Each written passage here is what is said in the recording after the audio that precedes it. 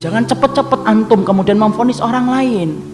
Masya Allah, suaminya solih, istrinya berantakan. Kita sering menyalahkan suaminya ketika solih, ketika istrinya berantakan. Hei, antum gak ngerti ikhwan, bisa jadi suaminya itu nangis-nangis di dalam sujud, minta sama Allah supaya istrinya itu benar. Tapi apalah daya, wong hidayah miliknya Allah. Kita sering nyalahkan, anaknya ustadz kok nakal. Kan kita sering gitu. Tanpa kita sadari kemudian kita komentar, keluarganya ustadz, ini ustadz besar ini, anaknya kayak gini. Kita sering menyalahkan keluarganya ustadz, bahwasanya semua keluarganya ustadz itu semuanya harus solih. Ikhwan, jangan nyalahkan ustadznya. Mungkin ustadznya sudah mandi darah untuk meminta kepada Allah supaya anaknya benar dan ngikutin jejak dia. Tapi apalah daya, hati itu yang menguasai Allah, bukan kita. Hatinya antum aja yang menguasai siapa? Allah, ikhwan. Kita aja tidak mampu menguasai hati. Antum apa menguasai hati? Enggak, ikhwan. Antum tidak menguasai hati. Sampai antum ketawa dan nangis saja antum tidak pernah ngerti kok kapan antum bisa ketawa dan nangis. Saking kita tuh nggak menguasai hati. Pernah nggak ada yang ngomong, insya Allah nanti jam 10 tepat saya akan nangis, Ustaz? Tidak ada. Kita tiba-tiba nangis sendiri. Tidak ada yang ngomong, insya Allah nanti pada subuh saya akan tertawa terbahak-bahak. Kata siapa? Kita habis subuh malah kita tidak tertawa, tidak nangis, diem aja. Karena kita tidak menguasai hati kita. Loh, sampai hati antum aja tidak menguasai, apalagi hati orang lain.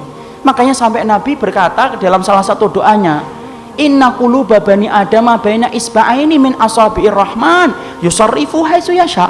Sesungguhnya hati setiap anak manusia itu berada di antara jari jemarinya Allah. Allah yang memutarbalikkan hati, bukan kita, ikhwan. Kalau kita berdakwah, kadang-kadang banyak yang ikut, alhamdulillah, tetapi Allah tidak kemudian menggandakan pahala antum hanya karena banyak yang ikut antum. Tapi kadang-kadang ketika kita berdakwah hanya mendapatkan 1 dan 2 orang, tidak apa-apa, itu tidak akan mengurangi pahala kita. Sudah berdakwah tinggal 2, yang 1 ngantuk, yang 1 ke kamar mandi, tidak ada sisanya. Tidak apa-apa, ikhwan. Emang antum kira bahwasanya seorang ustadz yang nggak lari, satu ustadz yang ada di TPA ngajar anak TPA kemudian dia menjadi lebih rendah pahalanya? Masya Allah, kata siapa? Bisa jadi mereka tidak terkenal di antara kita, tetapi menjadi orang yang terkenal di antara penduduk langit. Kenapa? Karena keikhlasan hati mereka itu mengetuk-ngetuk pintu langit yang diterima oleh para malaikat sebelum sampai kepada Rabbnya. Saya tidak pernah menganggap bahwasanya orang yang kemudian hari ini terkenal itu lebih baik daripada orang yang tidak terkenal. Antum baca, ikhwan, kalau di majalah Hidayatullah, saya itu sering kagum sama profil-profil dai mereka di pedalaman-pedalaman, yang mana kalau kemudian ketika harus ngajarnya harus ke tempat yang jauh, jalan kaki, kadang-kadang yang diajari 2 atau 3 orang. Saya pernah ngobrol dengan salah satu dai yang pernah ditaruh di Mentawai. Di Mentawai itu, ikhwan, sholat Jumat itu bawa kopi. Orangnya lagi khutbah semangat-semangat, yang dengerin sampai minum kopi. Coba kalau kita ngepul itu kepala. Tapi Masya Allah, ya harus sabar, Ustaz. Mau gimana? Mau kita kemudian marah-marah, mau itu daerah mereka, merempul kita marah-marah, ya sabar.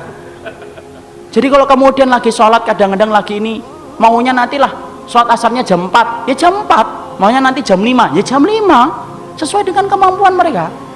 Tapi Masya Allah, disitulah kita paham Allah tidak pernah nilai antum berapa banyak orang yang antum telah kemudian berikan ilmu, tapi Allah menilai antum sudah berikhtiar untuk menjadikan orang itu faham tentang Allah dan Rasulnya atau belum. Supaya kita jangan merasa kalau jadi suami merasa berhak untuk memiliki hati istri. Tidak bisa, ikhwan. Makanya kalau antum punya hajat tentang istri antum, minta sama Allah, gantungkan harapan kita sama Allah. Sama pula kita punya permintaan tentang suami, gantungkan kepada Allah, karena yang memiliki hati suami dan hati istri kita itu Allah, bukan kita. Ini kita paham. Kenapa? Ketika antum mengatakan ihdinas siratal mustaqim, berarti antum meyakini Allah yang punya hidayah, itu yang menjadikan antum meminta kepada Allah supaya diberikan hidayah. Ini Masya Allah, indahnya ketika kita paham bahwasanya hidayah itu miliknya Allah. Tidak perlu bagi antum kemudian mengkorek-korek, kemudian antum kemudian meminta hidayah supaya datang tepat waktunya. Tidak.